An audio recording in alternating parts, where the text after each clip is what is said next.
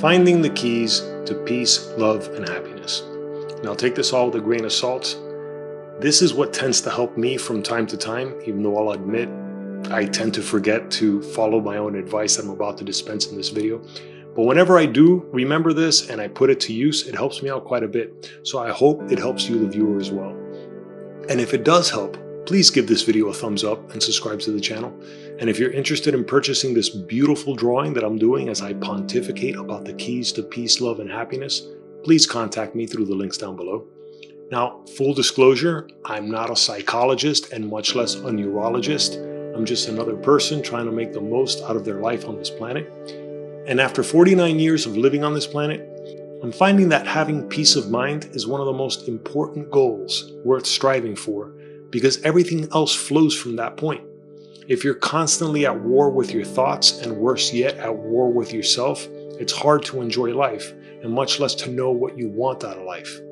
And the first key I've found to peace of mind is patience.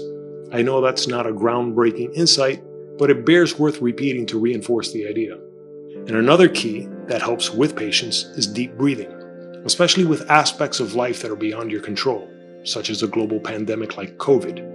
And another key I've found for peace of mind is acceptance.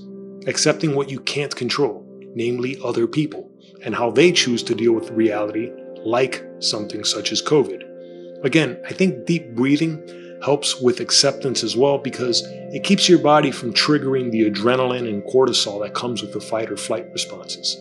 Deep breathing helps redirect your body's focus on regulating your blood pressure, and it's a very easy thing to do as well.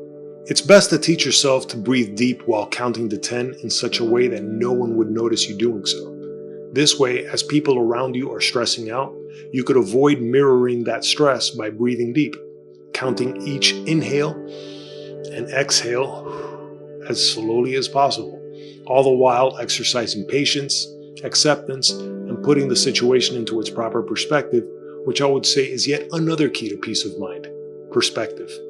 And as you put things into perspective, another key to peace of mind is finding the right balance on how to react to a situation and gauge how much action or inaction it may take to deal with it. I know there's a lot of locks to this peace of mind that we all find so elusive.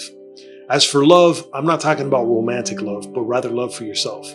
And by self-love, I'm not talking about masturbating every day or taking selfies all the time and posting them onto social media, but simply accepting yourself.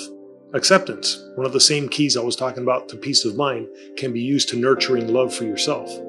And while you can control yourself, what you can no longer control about yourself is your past, and much less your childhood. And when you consider how much of your life is beyond your own control, especially the where, when, and to whom you were born, and the fact that you didn't choose your own gender, or your race, or ethnicity, or your mental and physical attributes, it's critical to accept all those aspects that were beyond your control, and that even if you could change them, you're probably better off accepting them instead of forcing yourself to be something you're not. Which is not to say that you shouldn't strive to improve or change aspects of yourself that need changing, such as dealing with anger issues or improving your lot in life. But it's never helpful to fight your own nature, and much less hate yourself for it. Because I've found that once you can learn to accept and even embrace yourself for who you are, happiness usually follows. And one of the keys to happiness I've found is simply gratitude. And it's difficult to be grateful in life if you're in conflict with yourself. And though happiness will come and go, and it can be as elusive and as fleeting as it is, peace of mind and love for yourself could last a lot longer, especially if you learn to harness them during the hard times. Peace of mind is easy enough to achieve when things are going your way, or especially if you could afford to have an insurance policy for every aspect of your life, such as fire to your home. But the ability to maintain peace of mind while your house is on fire, that's when it counts the most. The same thing goes with love for yourself. It's easy enough to have that when everyone gets along with you, but try having that when you move to a new city, or work at a new job and you're encountering difficult people. That's when self-love and acceptance count the most. Anyway, I hope all of this makes sense, and most importantly, that it can help you, the viewer, if you stumbled into this video because you were searching for information on this subject.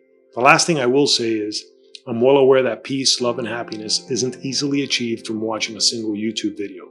It takes a lot more research and talking to others, especially professionals like psychologists. But be extremely careful with people out there who shamelessly take advantage of others when they're vulnerable.